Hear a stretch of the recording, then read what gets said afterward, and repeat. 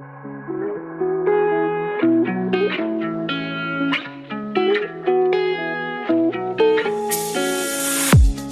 listening to an AINC original podcast. We believe you don't have to do life without a compass.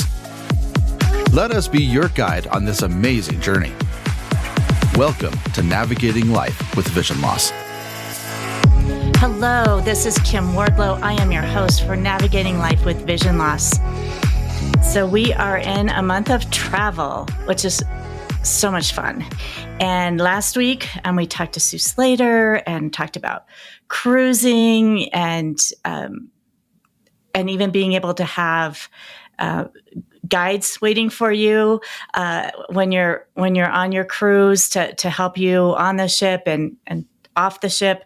So that was really interesting. If you didn't catch it, go back and listen to that. I think you'll find it helpful if you're looking to do some travel.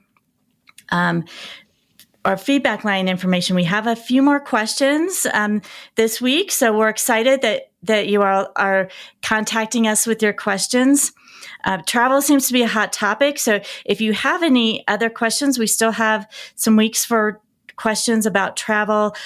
You can call us at 720-712-8856. Again, 720-712-8856, or email us at feedback, FEEDBACK, at Aftersight, AFTERSIGHT.org, feedback at aftersight.org. For the month of May, we are going to be revisiting mental health. We did cover some aspects of that topic last year, but we're going to look at some other aspects of mental health in areas like addiction, depression, loneliness, and drugs, both medicinal and homeopathic. So if you have questions around those topics, again, contact us either by phone or email.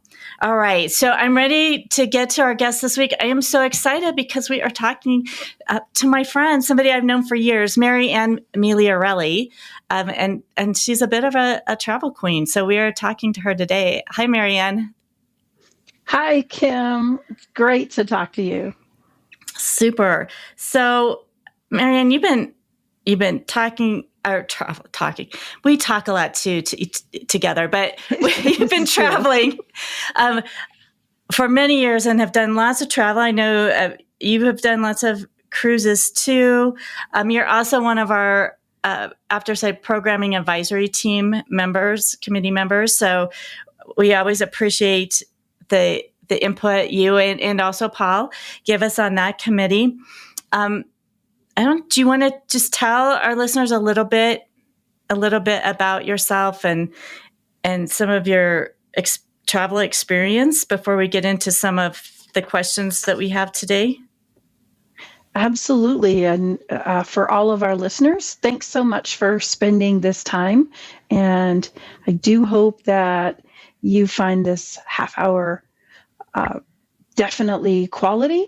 And I will give some contact information at the end if you want to get in touch as well. I am Maryann Migliorelli. I use she, her, hers pronouns. I now am a state worker working for the Colorado Department of Labor and Employment. I work as an unemployment claims adjudicator. And that's what I do to keep the wolf from the door and be able to afford my fun travels. So I have my degree in business and hospitality management, and I have been for a long time somebody who loves to put together trips and assist people on getting from place to place and having fun at whatever it is that people want to do. I am not officially a travel agent, though I have taken some courses in it. But my main desire is to see people have fun in their lives. And I think that travel is an amazing place to do some of it. And I think that there are way too few blind people actually taking advantage of travel in the way that we can and should for a lot of reasons. But I have been on all the usual planes, trains, automobiles, the light rail, the buses, walking for miles, many cruise ships. I can't even. I think the only thing I haven't been on is a space shuttle, and I don't think that that's going to happen unless somebody is extremely generous to me. And then I will have friends who are super jealous because of it. And I have traveled with a cane extensively through all of these different ventures. And I have traveled with a guide dog doing all of these same things. So lots of different kinds of travel experiences. And for the most part, they've all been good. And even if they haven't been, they have become great customer service or stories that I can use in many different ways. And I have found ways to laugh at the things that have been the hardest in my travel. But life is good, and going places is one of the things I enjoy doing with it. Well, thanks for introducing yourself a bit and letting our listeners know who you are. So today, Maryann, can we focus on airport travel? I know that can be really intimidating for individuals. It can be intimidating no matter what, but I know talking to folks that, especially if they've lost vision later in life, or they may have always been blind, but this is their first time dealing with the airport, that can be intimidating. Can you tell us about some of your airport experiences and maybe things you've come across? As you said, there's always positive and negative experiences. Absolutely. And if you'd like, I can drop in some tips and tricks, sure, sort of for things about, well, in Colorado, primarily people are flying out of Denver, but there are smaller airports like Springs and Grand Junction and so on that are a little easier for some folks to navigate just because they're not as big. But the Denver airport, making plans to go to the Denver airport, there are a lot of different things you can do. If it's your first time or you're a little intimidated by the airport, there are some things you can do ahead. One of them is that if you are, when you're buying your flight, you absolutely can, and at any time after, ask for assistance to the gate.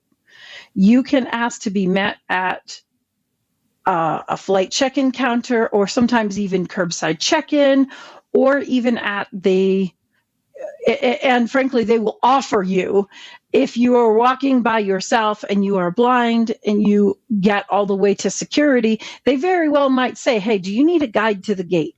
And if that's the case, and you do feel like you want or need that guide, by all means, ask for it, set it up in advance.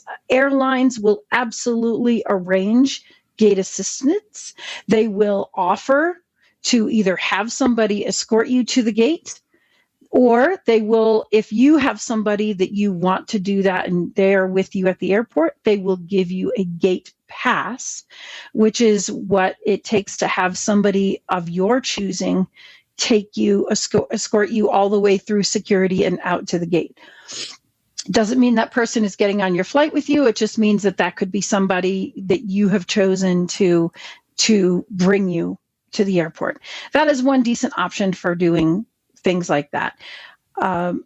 When I am traveling with my husband, not because of blindness, but because of his balance and walking disabilities, we get wheelchair assistance at the airport. That is also a very valid thing to do if you can't walk the distances. Denver is a huge airport. The concourses can be very, very long.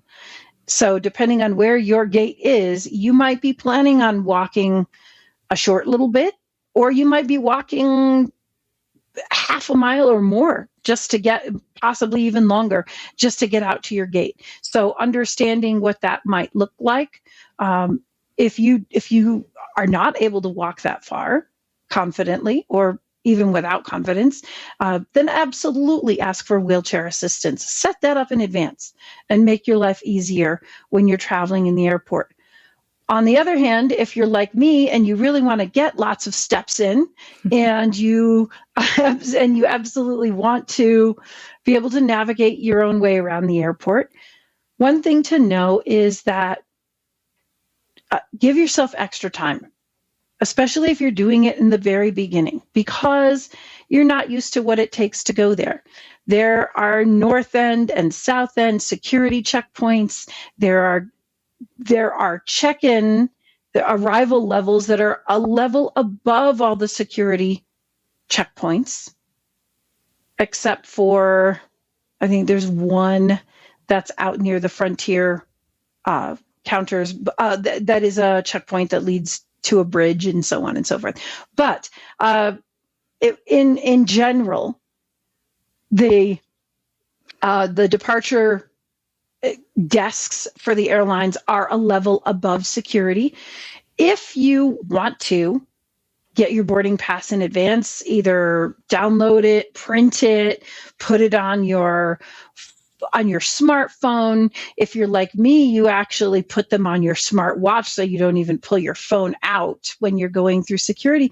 If you do all that and you're not, and you can use either curbside for your checked luggage, or if you don't even have checked luggage, you can go straight to security.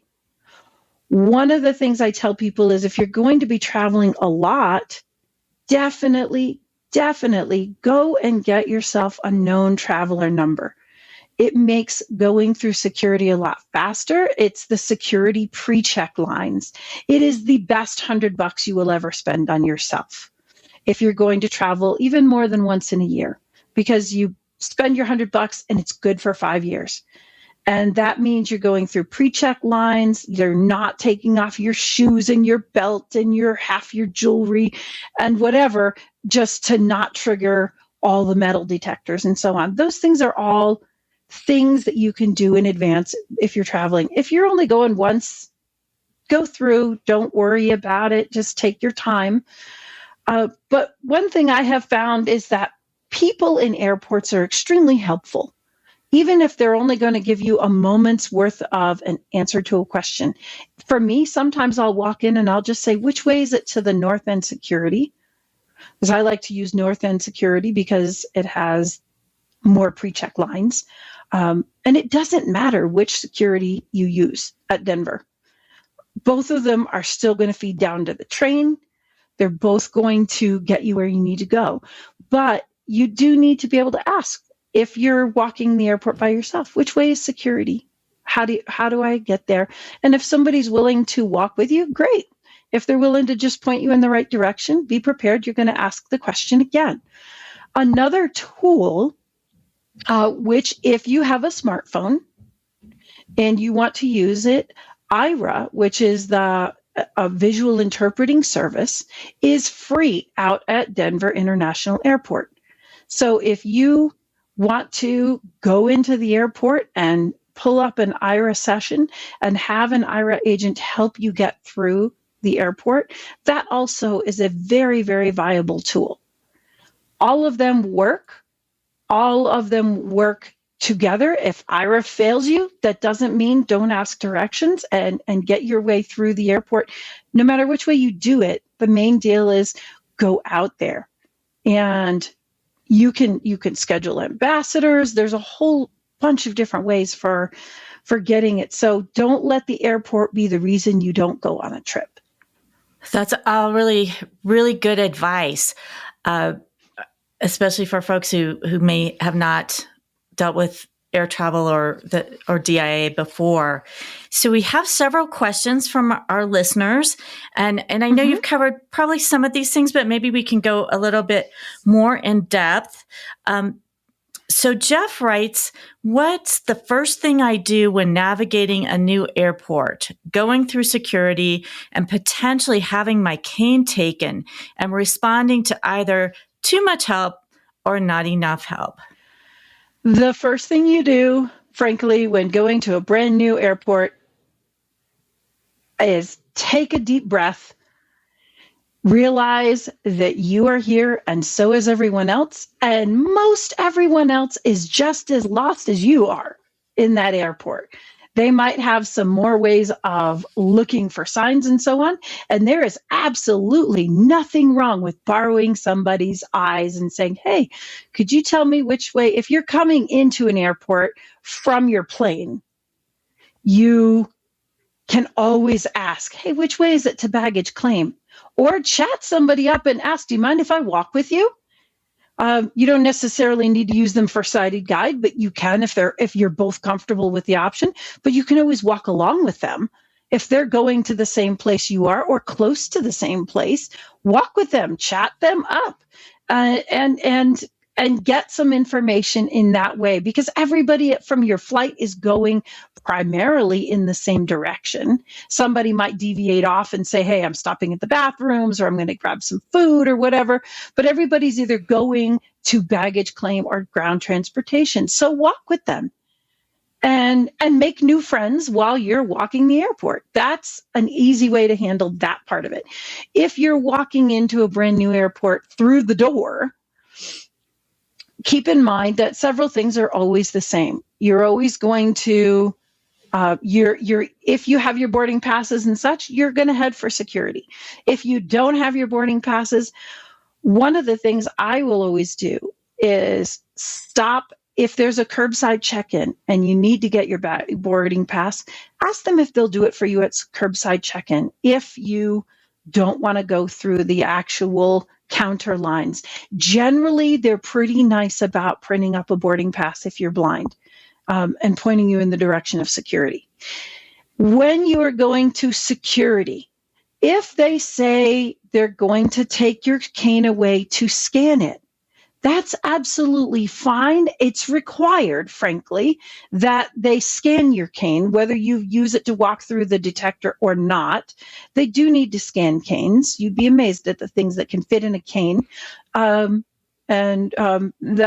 is a whole different conversation, which could be a whole lot of fun with a couple of drinks. But if they're going to take your cane, for one thing, if you choose to put your cane up on the luggage belt along with all of the rest of your things, for the most part, you're just going to walk alongside your luggage until it gets to the place where they're going to push it through.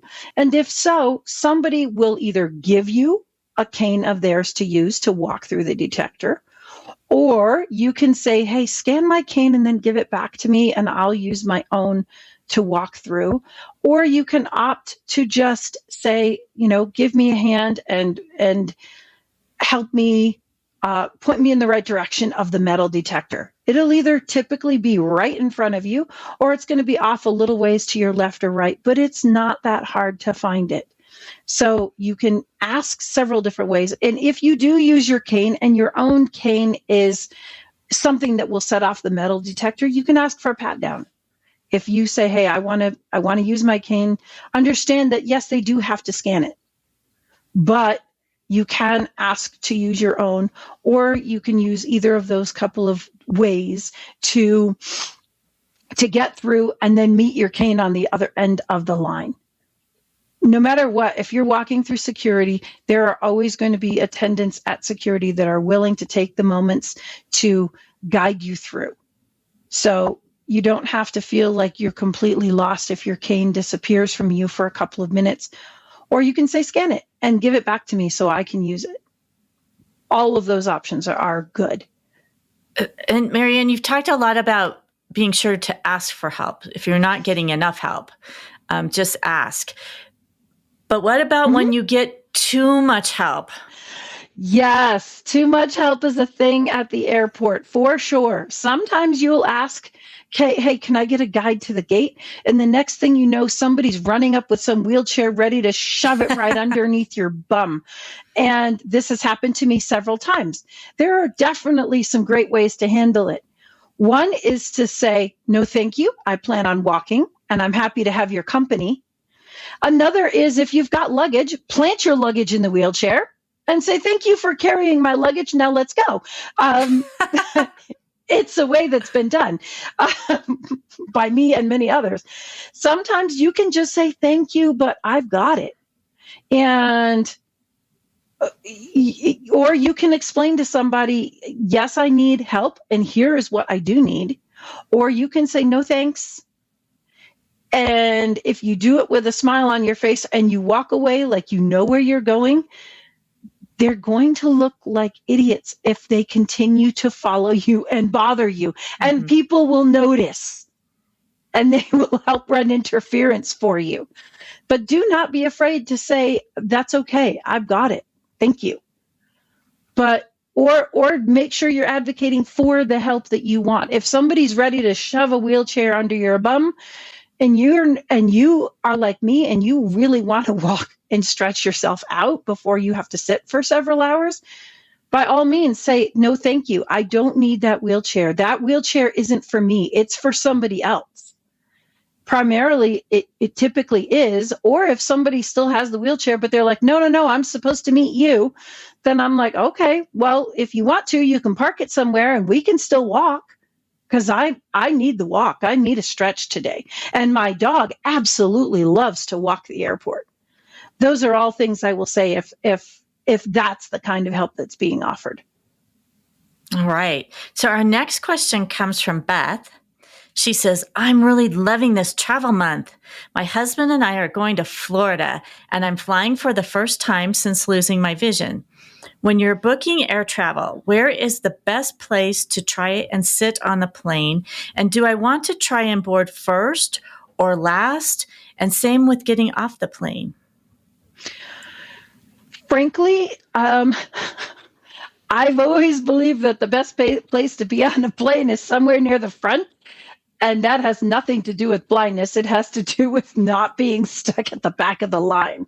Yeah, that's true. Keeping in mind that if you are sitting somewhere near the front, depending on how they load the planes, you may or may be some of the last people that get on the plane. But I am also of the opinion that if you are going and you think you do need extra time to get down the jetway because you are blind and you are navigating this for the first time, by all means pre-board. Ask for the right to do it. You don't have to arrange that in advance, but you can when you're booking your flight, or you can go up to the gate agent and say, hey, may I be part of the pre-boarding?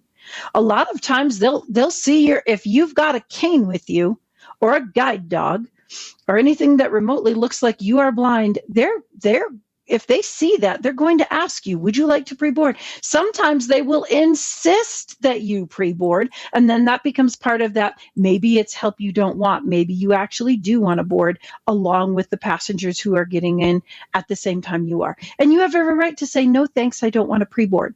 But if you will take extra time to get down, by all means, pre-board. If you frankly are just like, hey, I know I'm going to need help finding my seat, and I feel like that might take an extra couple minutes, and it would just be way more comfortable for me to pre-board, please pre-board.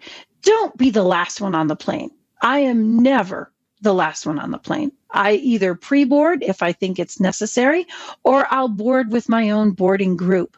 But I am never going to say, oh, I'll wait and go on last.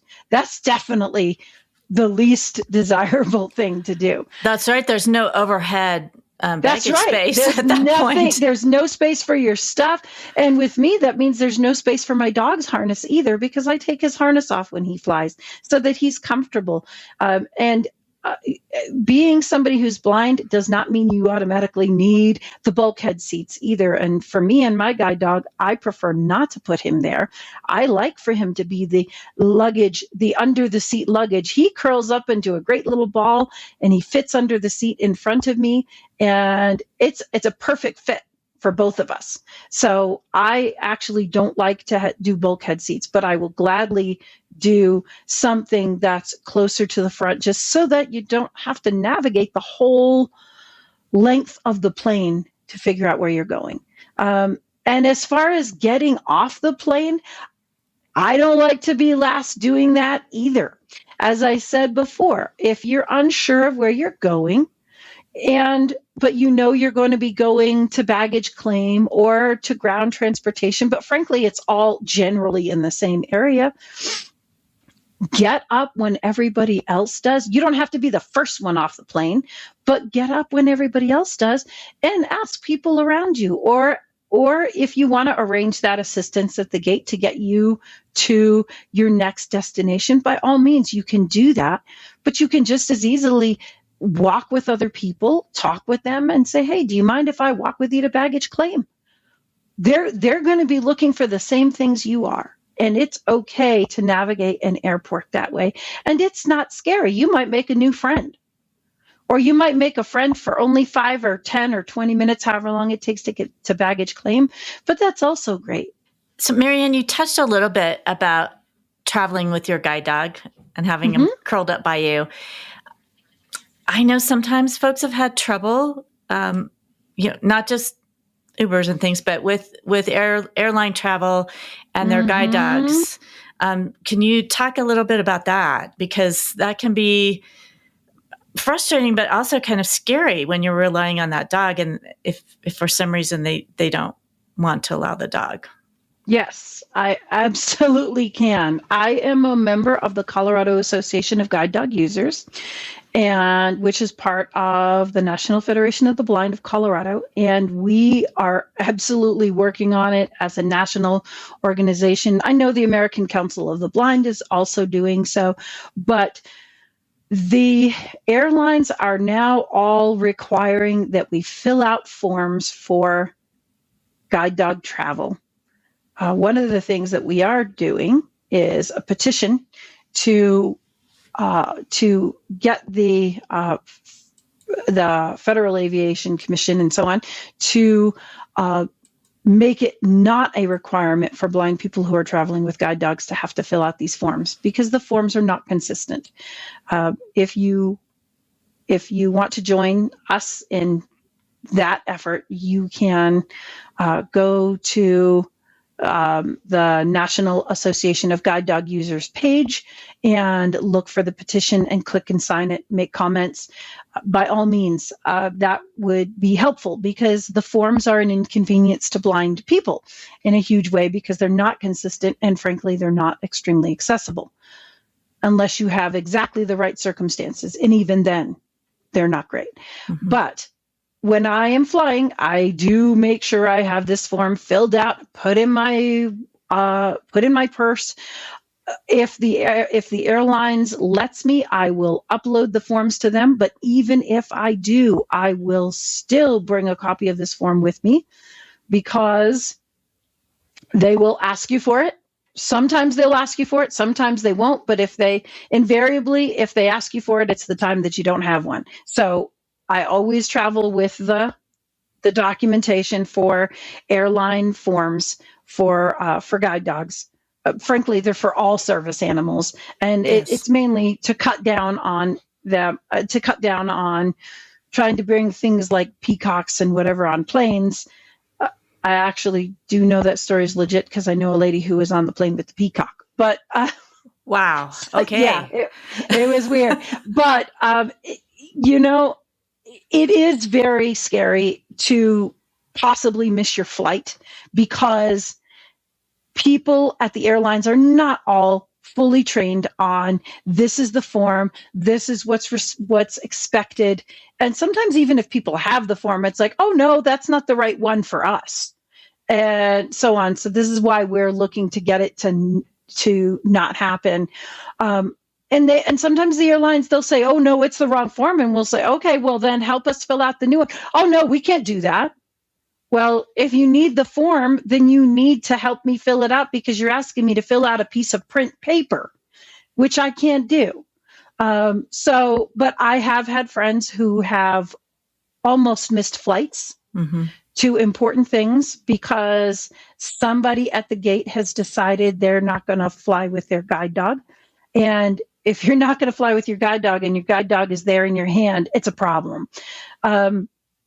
It has definitely been a problem. We are doing the utmost to try to eliminate the forms, to eliminate the problems, so that people who are obviously traveling with a guide dog, and frankly, a guide dog is a guide dog. There's no question what its job is. There's no question what a guide dog tends to look like. It typically wears a harness. It typically is doing a job. And frankly, it's also extremely well behaved. Most of these things that are other people's pet service things, I don't even call them service animals, because frankly, there are many that I have seen that are absolutely people trying to sneak their pets on board. Those animals are not well behaved. They are not properly attired as a service animal, and they're not going to do the kind of work a guide dog does. Granted, there are definitely other service animals and service dogs, and they should be let on planes as long as they're doing all the right things. But it definitely can be scary. I was traveling a couple of years ago during COVID, and I had a lady who said to me, "Oh, you're using the wrong form." And I said, "No, I'm using the form that was for your airline." And she's like, "Well, you need to have one that's current." And I said, "But the form has a date for an entire year. Why is this a problem?" And she said, "Oh, you should have a form for this flight. You should fill out a separate one every time you fly." And I said, "Do you understand how hard it is to do these forms?"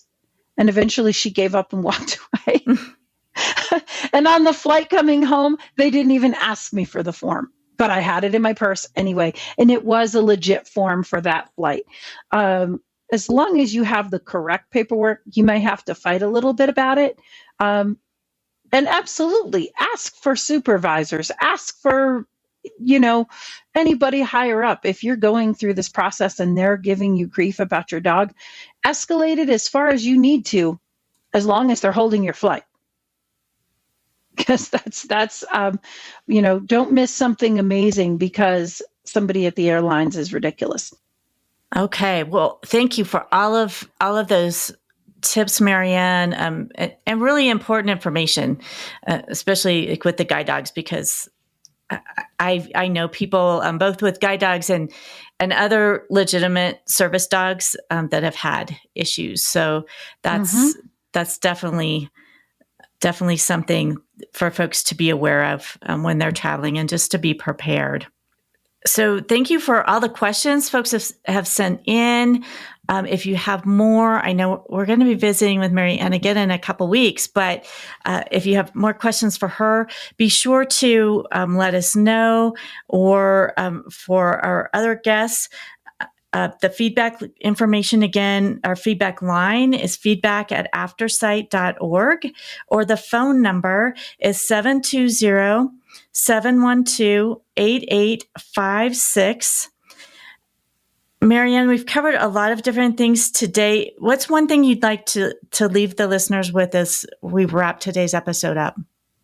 I would say the most important thing is make time for yourself to do the traveling you want to do. Do not let the airport or the processes of travel scare you into missing something important in your life, or frankly, even just fun in your life. All of the things like the airport, the being on the plane, the how you get to where you're going, all of those things will take care of themselves. And if you have the right tools and you're determined to travel, by all means do so. The only bad choice is the one that says stay home because I'm scared, because I can't see. That's not a good choice, and it's not the one that will make you happy in the end. So ask what you need to and go where you want to. Great. Well, thank you, Maryann. And that's actually a great segue for in a couple weeks when you are back, and we'll be talking about why it's so important to travel and see the world, which I know will be fascinating and entertaining again. But before that, next week, we're going to be talking to Ted Takuichi, who does a lot of land travel and sightseeing, and that's going to be very fun as well. So tune in next week for that. And in a couple weeks, we'll be back with Maryann. Thanks, Maryann, for joining me today.